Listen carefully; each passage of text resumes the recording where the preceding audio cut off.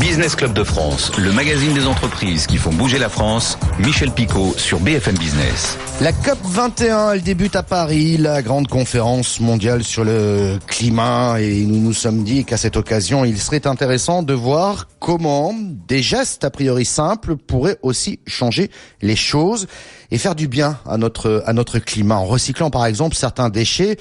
Je vais vous la faire simple, pardon pour l'expression, mais on peut créer de nouveaux matériaux tout aussi utiles et tout en réduisant la consommation de matières premières et l'énergie nécessaire à leur transformation. Ce qui fait qu'on réduit tout simplement les rejets de CO2 et ça c'est bon pour le climat.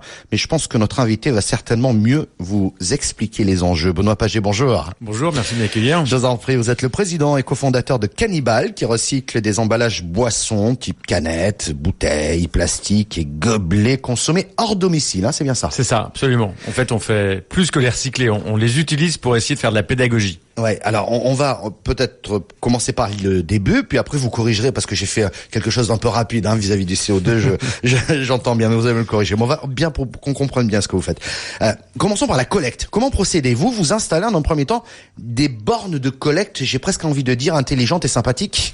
Alors ouais, c'est totalement des bornes digitales, interactives et connectées qui effectivement ont presque une double fonction ou qui sont hybrides. D'un côté, et ça c'est presque la partie immergée de l'iceberg, elles sont un mini centre de tri, donc elles reconnaissent, elles compactent, elles trient tout ce qui est canettes, bouteilles, gobelets, qui sont des déchets utilisés au quotidien par tout le monde, quel que soit l'univers, quel que soit le moment, quel que soit l'âge, quel que soit le milieu social, et ces déchets étant perçus comme extrêmement polluants. Et en l'occurrence, effectivement, notre sujet, c'est d'utiliser cette symbolique pour essayer de sensibiliser les gens. Et là, c'est la deuxième partie de la machine. On le fait à travers effectivement une machine qui est interactive et même ludique. Et quand les gens recyclent leurs déchets, on les fait jouer. En fait, notre sujet, c'est de lier un geste utile à un geste plaisir pour créer de l'adhésion. Et cette adhésion, pour nous, elle est extrêmement porteuse de valeur parce que ça nous permet d'éduquer les gens, de les sensibiliser et de fait, évidemment, de leur faire plein d'autres choses que juste recycler des canettes, bouteilles, gobelets. Ouais. En tout cas, déjà, cette unité est intéressante sur l'aspect technologique, c'est-à-dire qu'elle reconnaît compact et tri. Ça, c'est déjà assez formidable parce que ça permet. Ça veut dire quoi? Que tout simplement, ils vont plus en centre de tri après, mais ils partent directement vers une revalorisation quelconque. Exactement. Tri et compacté à la source, ça nous permet de garantir que 100% sont recyclés. Donc on a structuré des filières de recyclage, comme on dit, qui nous sont propres. Donc le déchet ne passe pas en centre de tri et il part directement de chez nous chez des prestataires partenaires qui vont transformer les déchets en matières premières de seconde génération. Alors on va voir ces nouveaux matériaux. Je voudrais aussi souligner effectivement ce côté ludique, ce côté, je le disais tout à l'heure, une machine qui récompense celles et ceux qui jouent réellement le jeu, c'est-à-dire qui vont déposer leurs canettes, leurs gobelets, leurs bouteilles plastiques dans la borne. Ça c'est notre ADN absolu, l'ADN de Cannibal. Il est là, il est effectivement d'essayer d'inciter, de donner envie aux gens de faire ce geste simple, ce geste de tri, sans les culpabiliser, sans leur faire peur. La COP 21 a une dimension un peu anxiogène. Nous, on essaye d'être complémentaires à ce discours un peu culpabilisant, en donnant envie aux gens de le faire, en utilisant un levier, j'ai envie de dire vieux comme le monde, celui du plaisir, et de se dire à un moment donné, si on crée du plaisir, on crée une adhésion qui est hyper forte. Ouais, sans leur faire peur, créer du plaisir, presque les amuser. Et derrière cet acte-là, il faut dire aussi qu'il y a des emplois, certainement de nouveaux emplois. Pourquoi je dis ça? Parce que ces produits, lorsque vous allez les revaloriser, ils ont une deuxième vie. Quelqu'un a fabriqué autre chose avec. Alors absolument. D'abord, il y a une démarche sur le recyclage qui est assez particulière. Donc on fabrique la machine en France. Donc de fait, évidemment, indirectement chez Cannibal et indirectement chez nos partenaires. Et en l'occurrence, d'ailleurs, c'est une usine à Dieppe qui a un nom extrêmement français puisqu'il s'agit de Toshiba. Mais c'est aussi des process industriels japonais. Et ça, pour fabriquer une machine qui est utilisée par le grand public en série, c'est important qu'elle soit hyper fiable et qu'elle tienne la promesse. Mais évidemment, derrière, il y a le fait de transformer ces déchets en produits finis. On a même été jusqu'à inventer un éco-matériau à base de gobelets recyclés parce que le gobelet n'est pas recyclé en France ou très peu. Et qu'on voulait tenir notre promesse vis-à-vis de nos utilisateurs et de nos clients en disant quand vous mettez ce déchet dans la machine, au-delà du jeu qu'on vous fait un peu jouer, il y a une vraie promesse tenue, une vraie sincérité. Et comme on n'avait pas de solution sur le gobelet, on a inventé un éco-matériau à base de gobelets recyclés. On en fait des pots à crayons, on en fait des revêtements de sol. Là, on a changé tous nos bureaux chez nous, dans nos locaux, avec des bureaux fabriqués en ce qu'on appelle nous du Canniplaque. totalement fait à base de gobelets recyclés.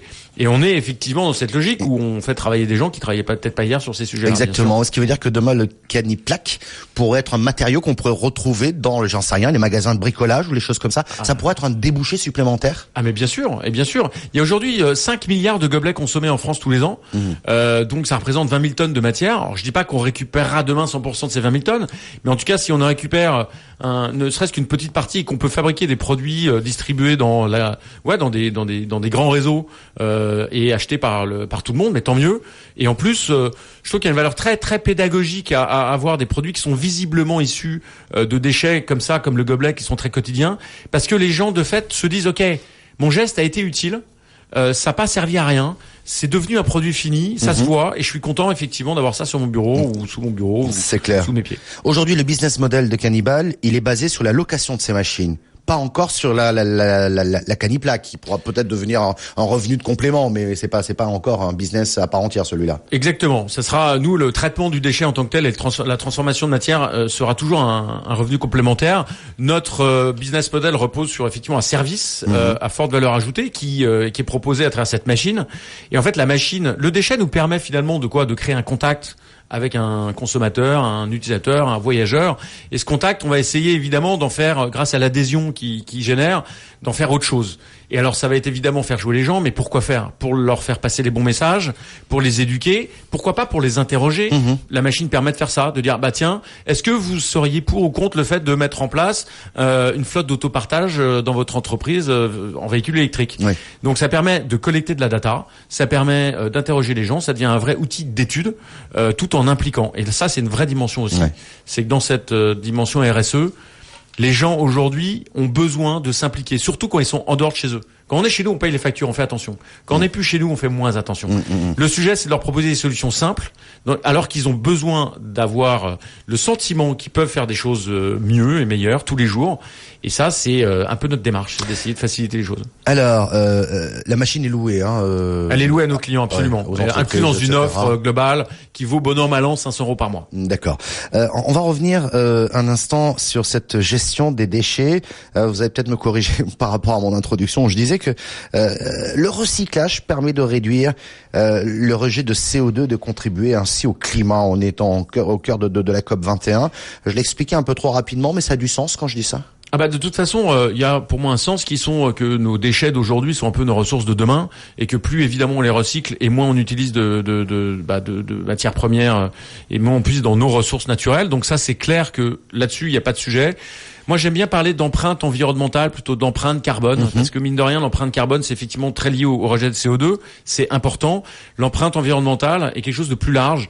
Quand on parle de consommation d'eau, ça rentre dans l'empreinte environnementale, ça rentre pas forcément dans l'empreinte carbone. Voilà, il y a des industries qui sont très consommatrices d'eau et qui génèrent pas forcément beaucoup de CO2. Donc, je crois qu'il faut regarder les choses dans leur globalité. Et on a tendance toujours dans cette notion environnementale à réduire ça à un pan qui est celui qui est concerné, alors qu'en fait l'empreinte est environnementale et donc très globale. 120 machines déjà installées. Alors la marge de progression est importante pour votre entreprise. Vous le disiez tout à l'heure, les gobelets en plastique sont compliqués à recycler. Bien souvent, ils finissent incinérés dans le meilleur des cas.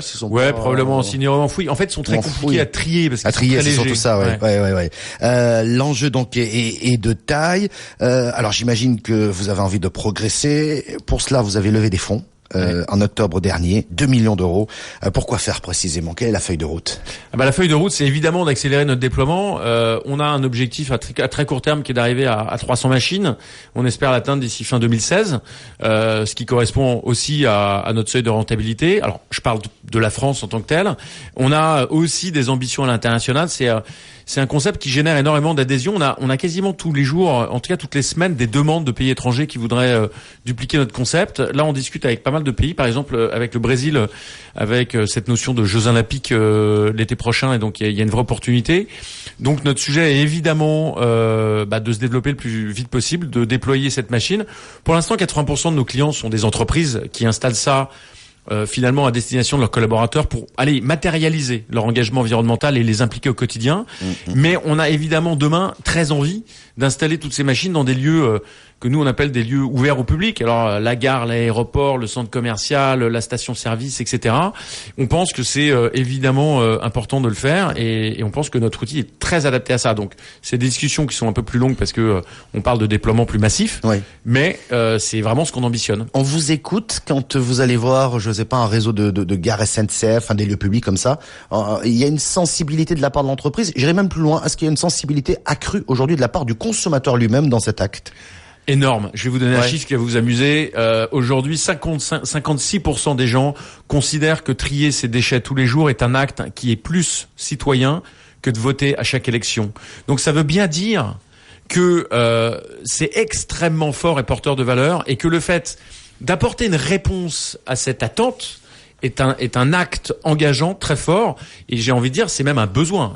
Il y a plus de sociétés qui peuvent s'en affranchir aujourd'hui. Alors c'est vrai vis-à-vis des collaborateurs, mais c'est évidemment vrai vis-à-vis du consommateur qui en plus de ça est culpabilisé tous les jours dans son acte de consommation quotidien. Il faut lui apporter des solutions pour lui dire ok, c'est pas parce que vous consommez que c'est mal. Et donc je pense que Cannibal apporte cette espèce de contrepartie en plus avec cette notion de plaisir et d'adhésion. Pourquoi vous vous êtes lancé dans cette aventure? Cannibal, c'est une longue histoire. C'est une boîte qui était née à Lyon, je crois, par des étudiants qui avaient cette idée. Elle est passée chez le géant de Richebourg. Vous l'avez rachetée après, c'est ça? Ouais. Pourquoi vous êtes une histoire d'envie, d'opportunité. On était à l'époque dans un métier qui était finalement qui peut sembler différent, qui était la régie publicitaire. Et le modèle économique de Cannibal reposait à l'époque sur les revenus publicitaires. Évidemment, on a trouvé qu'il y avait un sens absolu à mixer la pub avec le fait de financer par la pub du recyclage et donc un acte un peu plus citoyen, green et responsable. Et ça donnait finalement une dimension extrêmement vertueuse à la pub. Et voilà, et je crois que là-dessus, c'est l'envie d'entreprendre. L'envie d'entreprendre, ça donne du sens. C'est vous qui êtes quelqu'un qui était du monde de la pub, c'est aussi un support, c'est un média quelque part parce qu'il est en interaction avec les personnes qui l'utilisent. Et voilà, tout ça c'est un ensemble pour pouvoir vous conseiller plus que jamais de recycler. Merci beaucoup Benoît Pagé d'être venu nous voir. Merci à vous. Un président de Cannibal. Dans un instant, le rendez-vous du médiateur national interentreprise. À tout de suite. BFM Business, Week-end.